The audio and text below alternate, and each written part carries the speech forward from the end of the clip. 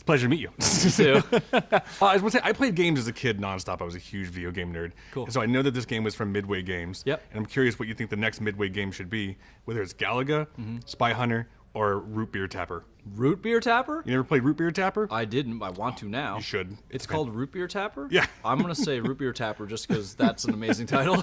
I think we've seen a progression in the genre of video games. You know, it's now they're getting better. And so I'm curious why you think that is. Well, I don't know. I had a small something to do with that. Maybe not. I don't know. You know, I think that I think the longer a creative medium is around, the more we kind of figure it out, you know? So the longer video games have been around and the more we've been around them, I think we kind of figure out, okay, how do you take this immersive medium and turn it into a narrative story?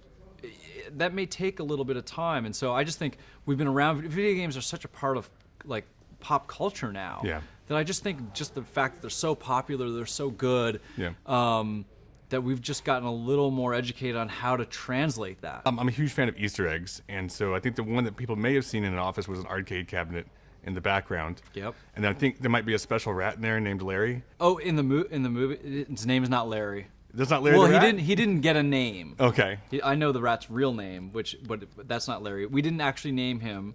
That's so funny because the game had the rat. Named Larry. Yeah, so we didn't name him Larry, but I'm going to use that. If there's a sequel, I'm going to make the rat's name Larry. The biggest Easter egg for me was the woman in the red dress. That to me was like, here's the ultimate Easter egg. Yeah. And there's one shot where you see George reach into a building, take out a guy, and eat him. Awesome. But I was like, George is a good guy. I don't want to like frighten children and not like George. Yeah. So we had to like bury that one. And of course, there is a game in the background of The Office. Yeah. Helen Mirren just came out and said that she believes stuntmen should be rewarded for their, for awards. Yeah. And I think the same thing about motion cap actors. I agree with you. And so I was curious, first, if you agree. Yeah. And then, how was it working with motion cap compared to other things you've done? I don't think people realize what goes into it. Yeah. I don't think they realize that like when you see George in this movie, that really is an actor. That's his eyes. It's his facial features. He's really doing that performance. Yeah. And they train like anyone else who's delivering a performance.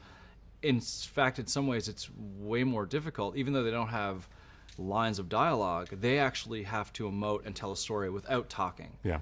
So there's a lot of respect that like now I get why Andy Serkis more so than ever.